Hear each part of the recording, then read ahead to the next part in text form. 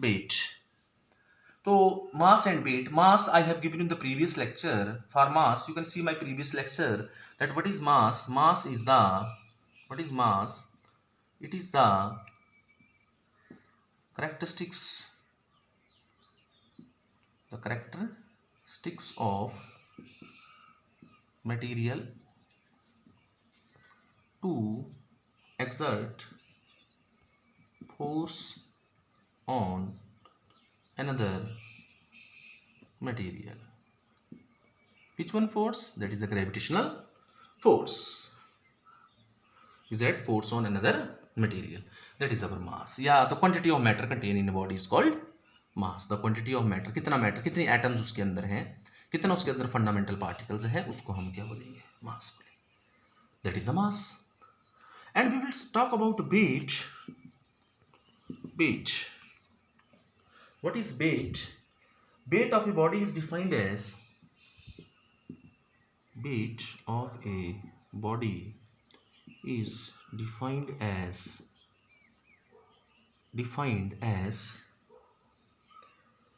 the gravitational pull of earth on it, as the gravitational pull of earth, any planet on it. अर्थ की जगह हम कोई planet भी ले सकते हैं. Weight of body is defined as the gravitation pull of earth on it या any planet on it.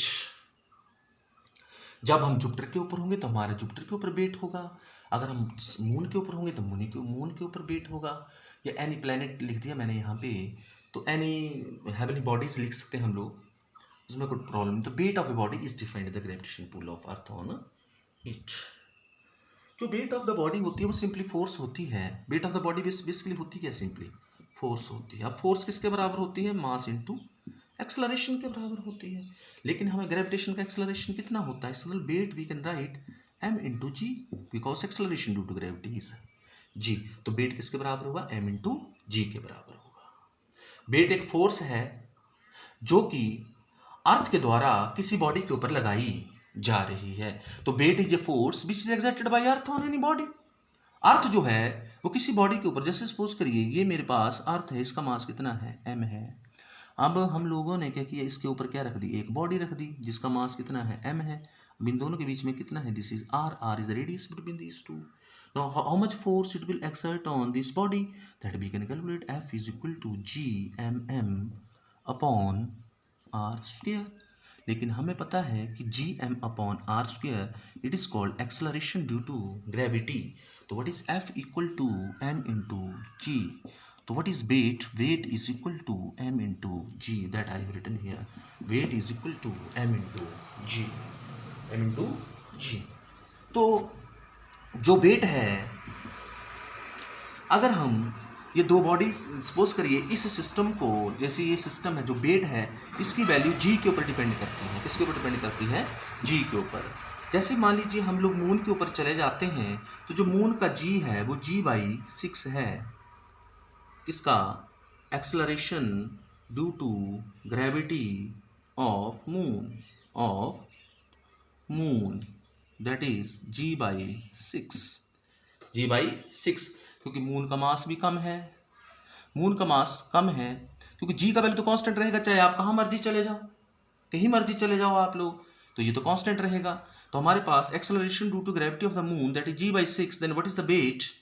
Wait on the moon is equal to, suppose here the weight is, suppose a person of 50, then g का value 10 ही लेते हैं direct 9.8 की जगह, तो how many newton it will?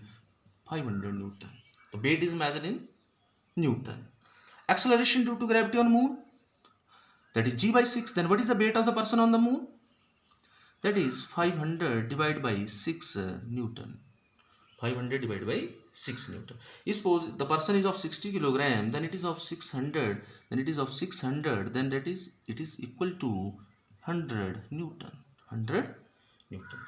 तो आदमी का जो वेट है, जी की value planet to planet vary करती है. तो जो वेट ऑफ द पर्सन है it will vary from place to place. It will vary from place to place. अगर हम इंटरस्टेलर स्पेस में चले जाएंगे तो वहां पे जी की वैल्यू 0 होगी, तो वेट ऑफ द पर्सन कितना हो जाएगा? 0 हो जाएगा। Weight of the person become equal to 0 हो जाएगा। और जब वेट 0 होता है तो हमें वेटलेसनेस फील होती है। वेटलेसनेस रियली फील होती है जैसे मान लीजिए हम मैरीगो राउंड में झूले ले रहे हैं, जब हम टॉप के ऊपर जाते हैं और टॉप से नीचे की तरफ आने लगते हैं, हमारे पेट में कुछ होता है, तो वो क्या होती है? हमें फील वेटलेसनेस फील होती है। क्या फील होती है? वो वेटलेसनेस मीन्स हमारा वेट कितना हो गया? 0 हो गया। अगर हम फ्रीली फॉल करेंगे तब भी हमें महसूस होगा कि हमारा वेट कितना हो गया? 0 हो गया। तो वेट को हम लोग स्प्रिंग बैलेंस से मेजर करते हैं। किससे मेजर करते हैं? स्प्रिंग बैलेंस से। स्प्रिंग बैलेंस से हम लोग वेट को मेजर करते हैं। और weight of the person will vary from place to place. अब ये जो वेट है इसके एम हमारा क्या है? कांस्टेंट है। जी की वैल्यू वेरी करेगी तो जी इसके साथ हमेशा लगेगा। जी मीन्स अगर किसी का मास 20 किलोग्राम है तो उसे जी से मल्टीप्लाई कर दो। जैसे अर्थ के ऊपर बात करें तो जी बार बार आता, एम चेंज होता रहेगा, जी की वैल्यू हमारी जो है वो उसमें मल्टीप्लाई होती रहेगी। तो हम लोग ये बोलते हैं, आपसे क्वेश्चन करते हैं कि what is your weight. Question करते हैं व्हाट इज योर वेट, आप आंसर देते हैं sir my weight is 20 kilogram. आप किलोग्राम यूज करते हैं, बल्कि किलोग्राम तो किसका यूनिट है? मास का यूनिट है। लेकिन बेसिकली जी यहाँ पे है तो जी कांस्टेंट रहता है तो हम लोग क्या बोल देते हैं कि आई एम 20 किलोग्राम। रियलिटी में जो वेट का यूनिट होगा, वेट का एक स्टैंडर्ड यूनिट होगा किलोग्राम वेट बोलेंगे हम लोग। क्या बोलेंगे? किलोग्राम वेट या किलोग्राम फोर्स, ये यूनिट होता है। लेकिन हम किलोग्राम क्यों बोल देते हैं? क्योंकि अगर आप 60 किलोग्राम आप बोलेंगे, वेट आप 60 kilogram, it is understood that is it multiply with 10, it is multiply with 10 Newton's में निकालना होगा तो 600 न्यूटन्स। 40 किलोग्राम का है तो 10 से मल्टीप्लाई करो 400 न्यूटन। इस तरह से हम लोग वेट निकालते हैं। तो हम लोग अपनी लैंग्वेज में कॉमनली किलोग्राम बोल देते हैं, लेकिन हमें बोलना क्या चाहिए? Kilogram weight, kilogram weight. तो किलोग्राम वेट जब हम बोलेंगे तो it is understood that is multiply with 9.8, 9.8। Now we will do the difference between mass and weight. एक तरफ को मास लिख लेते हैं और एक तरफ को वेट लिख लेते हैं। This is suppose mass and this is your weight.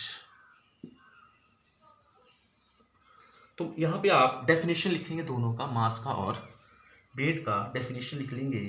तो we can write it is the measure of inertia और gravitation. What about weight? It is the measure of gravity. It is the measure of gravity. ये gravity का major है। It is a scalar quantity. It is a scalar quantity. अब scalar quantities क्या होती हैं? Scalar quantities वो quantity होती हैं which have only magnitude, there is no direction, but it is a vector quantity. It has magnitude as well as direction. दोनों चीजें होंगी, मैग्नीट्यूड भी होगा और डायरेक्शन भी होगी। It can not be zero, it can not be zero at any place. It can be zero, it can be zero, ये zero भी हो सकता है। It is an essential property of material body. It is not an essential property, ये essential property नहीं है। Its unit is kilogram in SI and gram in CGS system, CGS, gram in CGS system, and its unit is Newton. जब भी scientist का नाम से लिखना पूरा यूनिट तो पहला अक्षर छोटा होगा। Newton in SI and dyne in CGS system, CGS system. Dyne किस में होगा? CGS system. It is not affected by the presence of other body. It is affected by the presence of other body. So this is all about mass and weight. Thanks. Have a nice day.